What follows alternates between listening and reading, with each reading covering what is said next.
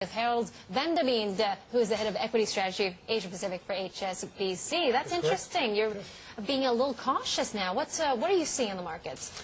I think there's a lot of good news, of course, coming out, right?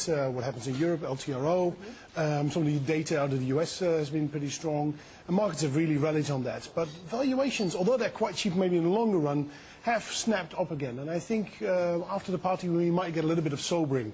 So I think it's good for people to think a bit about that and go a little bit for defensive stocks. Now, when you say defensive, does that mean closing down long positions, selling off some of their, taking some profit right now? Or? No, I think it's probably good to go back to what we call quality laggards. So stocks which are very good, quality management, very strong businesses, but they've underperformed the market over the last, say, year to Okay, date. where are these stocks? Where are they in the world? Okay, well, within Asia, we look at specifically in Asia, and within Asia, there's actually quite a lot of them in Indonesia, Southeast Asia, which are markets which have underperformed since the start of the year. There's been a lot of focus on Korea. India's performed very well. Taiwan has done pretty good.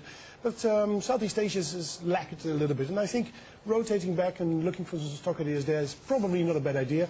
Another thing to do is maybe look at dividend yield stocks and things like that. Yeah, and what sectors would these shares be in? It's a wide range of sectors. I wouldn't really go for sectors. If you really want to go defensive at some point in time, consumer staples and utilities would be probably something to go for. But this can be a wide range of sectors. It can be auto companies, domestic-oriented sectors and things like that. Yeah, auto companies, talking about, rise, exactly, right? Especially with the U.S. car sales. Yeah. When you say car companies all across Asia, we're talking about Japanese ones, Chinese ones, South Korean names. Yeah, for example, also, but maybe some of them which, like, for example, Indonesia, there are companies who sell cars in the domestic market. That's a very stable business, will probably not go down too quickly. And so you got to look for something more defensiveness. And if you've been enjoying this rally for some time, you had a good party, a bit of sobering might set in. You want to make sure that you got something you feel later on confident about, that you've got some defensive stocks. Sobering. So we're heading into the sobering period. So you're expecting a bit of a pullback then? Yeah, I think this rally could potentially continue to a certain extent. Of course, that we see easing in liquidity in Europe, in China to a certain extent. So this might continue a little bit, but we've had a nice rally, and I'd rather sell off a little bit before the end of the top than afterwards and have a headache after the party. Yeah. You're a bit of a conservative gambler, aren't you, Harold? Okay, so talk to me about China, because we have this National People's Congress, which is the lawmaking session, especially heading into a leadership change. Are you expecting anything to change, or is it par for the course, status quo, as we really don't want to mix things up before we have a new president installed? I think what you say is absolutely correct. It is a year of change. I wouldn't call it election year, but it's a year of change in political leadership that will happen later on this year.